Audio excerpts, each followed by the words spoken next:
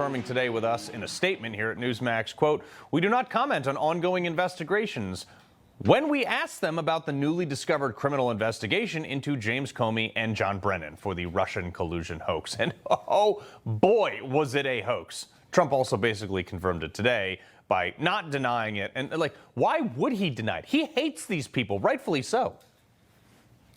I think they're very dishonest people. I think they're crooked as hell. And maybe they have to pay a price for that. I believe they are truly bad people and dishonest people. Yeah, I mean, they tried to ruin everything about this guy's life, and he beat him on it. All right, look, you remember this, right? For years, we heard ranking members of Congress, the intelligence community, and the FBI. Even like they go on TV and they tell us that, oh, Donald Trump was colluding with Russia to win the 2016 election.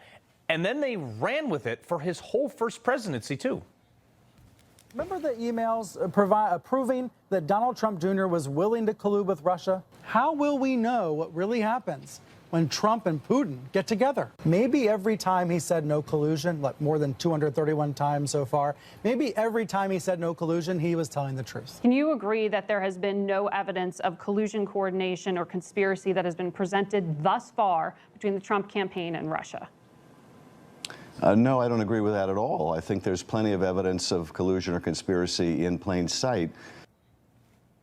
Well, in a recently declassified lessons learned document from CIA Director John Ratcliffe, noted how messed up this investigation actually was. Obviously politically motivated to keep Donald Trump from winning the presidency. And once he was in the presidency, it was designed to hamper his agenda. The report noted, quote, "Review identified multiple procedural anomalies in the preparation of the ICA," which is the Intelligence Community Assessment. Procedural anomalies, you think?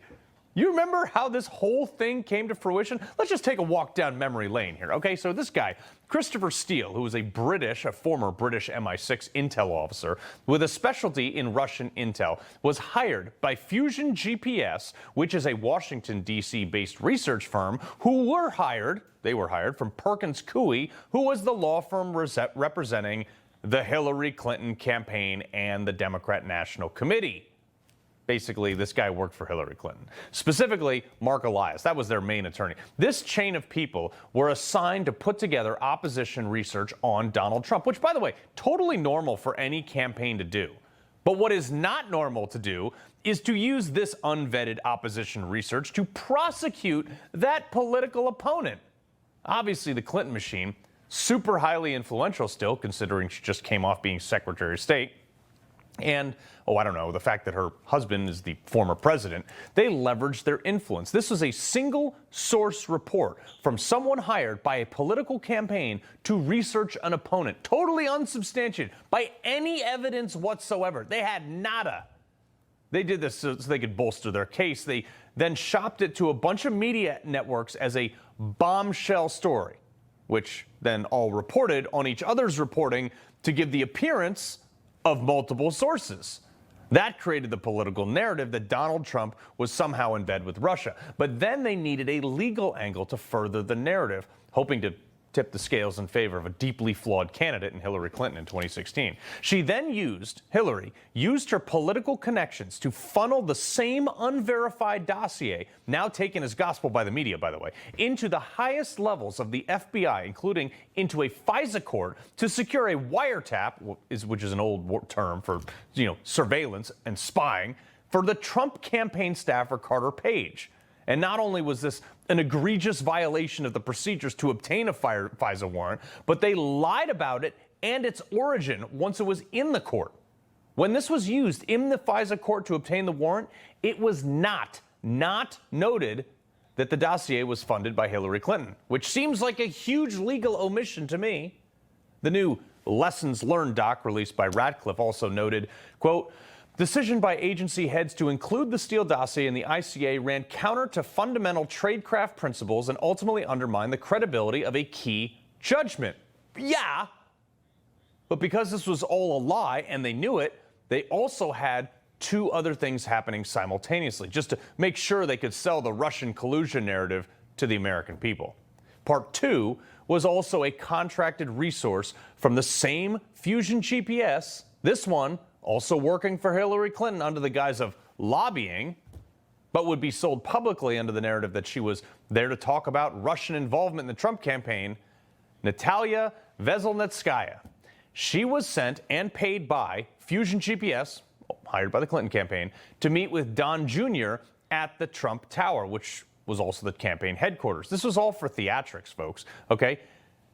She was a Russian lawyer. But even the reality, though, even Natalia thought she was sent there to discuss sanctions. And we now know from Don Jr.'s testimony under oath and his text messages that were made public, because he was texting during that meeting. He was like, what the hell am I doing here? He didn't even know, because he had no say on any of the stuff she was talking about anyway. But that didn't stop them from blasting it on the front page to back up the Steele dossier allegations that, oh, Trump had Russian ties. Look, he was meeting with a Russian lawyer at Trump Tower. Right. Which leads to part 3. Simultaneously, in the lead up to the 2016 election, if you recall, Hillary Clinton was being legitimately investigated for having a classified server in her basement, which she did. That's not up for debate. And by the way, she destroyed devices with hammers and BleachBit software, which we also know she did. Never charged for it. Well, I should say, never did any substantial time for it or anything. There's no consequences whatsoever. And the DNC servers also, at the same time, were hacked by Russia, because they had basically a Google Doc worth of security on it. So they had to turn the narrative so they didn't look pathetic. Okay, the Crossfire Hurricane investigation. This was the investigation into Trump for Russian collusion. It was unbelievable. This was ultimately the insurance policy, because if Hillary Clinton's classified information from her basement server was in fact hacked, which they were worried about, they could say that then, oh, hey, the Russians hacked me at the behest of Donald Trump. Look, I'm innocent. Forget about my server and all the things I did with breaking classification laws. Look, Trump did it. And since you apparently can launch an investigation into anything with no evidence whatsoever, they did, into Donald Trump, and sold the investigation as the actual conviction even before it was concluded. Oh, look at all these investigations into Donald Trump. Oh, he must be guilty.